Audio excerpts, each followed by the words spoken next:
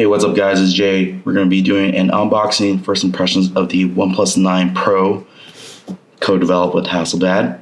Let's go and open it up. I actually just purchased this phone recently. It's been out for 6 months. It's weird they haven't had like a T version out yet. It's almost November, so yeah, but let's go ahead and open this up. Boom. I got it in pine green, by the way. This is kind of the option that they had on the third-party market. Was able to get that in this color, which I prefer because the other silver morning mist looking one, it's glossy as hell, and I'm not about that. I'm team matte everything. Look at that, everything's matte here. You can see I even put some little accents to unbox this thing. The box is red, but then the phone is kind of green. It's kind of funny how that is. So I'm gonna put this off to the side real quick here, see what else is in the box. And they have a little pull tab right here. OnePlus never sell. I think there's some stuff in here, so we'll open this up. Kind of nice flap. Here's a little sticker. The boxing experience this feels a little bit cheaper in the pack compared to the older models, but I skipped the 8. I got the 8T, so I kind of know. You get some welcome information, SIM card, ejector tool right here, some safety information, etc. And I'll toss these to the side. And I think that's about it. Some more cards, and there's nothing else in there. You do get some stickers if you plan on using it, but I think these stickers are not as good quality as before. So take that for what you will if you use stickers.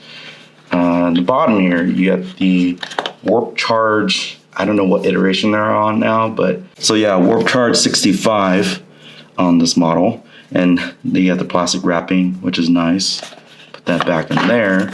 You got your USB-C to USB-C.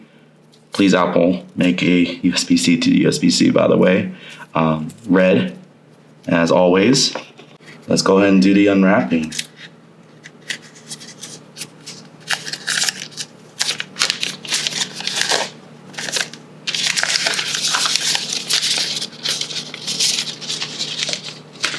Always feels nice.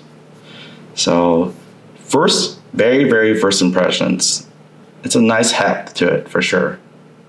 Wow, forgot how a OnePlus phone feels. It's been months. Wow, this pine green looks amazing, guys. The camera module, just everything kind of just screams quality just from touching it. It feels really different from other matte finishes, even compared to my iPhone. Yeah, let's go ahead and power this on, and I'll talk about the device. So it does have a screen protector built in. Let's see, it has some juice. All right, powered by Android. So you got the mute switch here. Feels very tactile. Nice. The power button felt really good too, by the way. It's a little bit small, like width-wise. I like it to be a little bit longer, but you know, nitpicking here. Aluminum frame on the side. You got the bands on the top. Microphone right here. On the side, there's nothing. There's a band right there as well. At the bottom, you got the USB-C port, speaker right here on the right-hand side, and then the SIM card slot right there. On the left side, you got your bands, the top and the bottom there, and then you got your volume rocker. Again, pretty thin. I'd like to see them elongate it a little bit, but yeah, otherwise pretty good.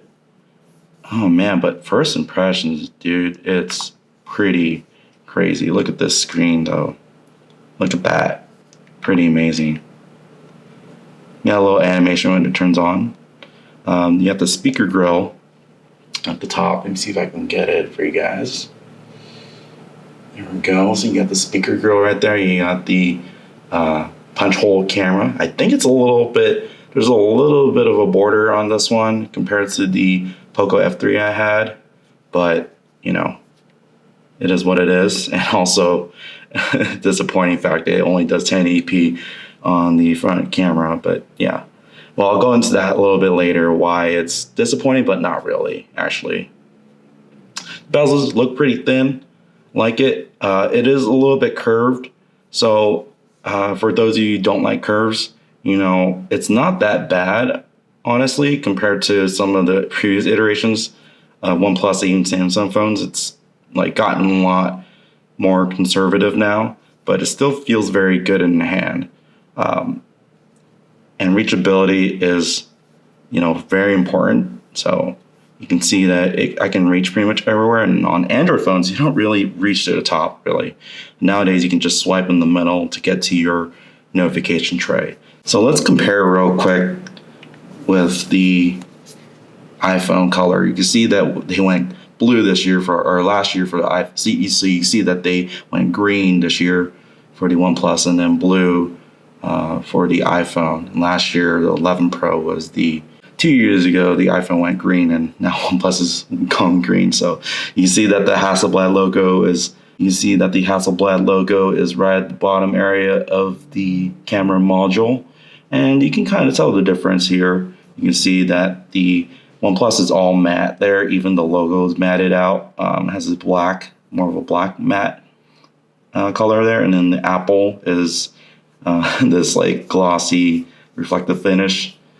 Same thing with the camera module. You can see it's reflective. You can see in the camera. You can see probably the camera shadow right there.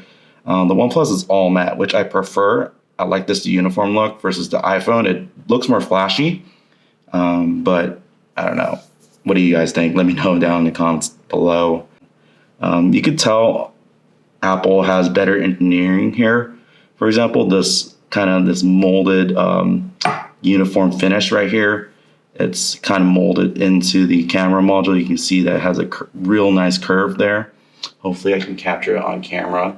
Versus OnePlus, it's more of a, I guess, like not much of a slope there. You can see that the glass doesn't really, curve up into the module there. So it's using an older design, which again, I don't really mind. It's one of those little details that from a design and engineering standpoint, I really respect Apple and even Samsung. They did it this year. So it's one of those things. It's nice to have, effectively. And comparing the weight, I would say that they feel pretty similar. I think the OnePlus is a little bit lighter, but I think it could be due to the weight distribution. The OnePlus feels a little bit top heavy compared to the iPhone. It feels kind of general. The weight is better distributed. All right, so I'm gonna go set up the phone and I'll be right back.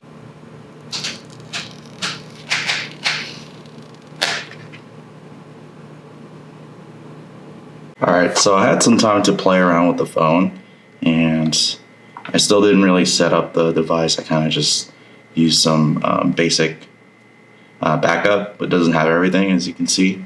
But yeah, I mean, so far, it's super smooth, just scrolling through everything. Just, man, 120 hertz, you really can't go back once you use this, especially coming from the iPhone. And as I mentioned in some previous videos, basically, like if you have a smaller screen, it's honestly not, you don't notice that much.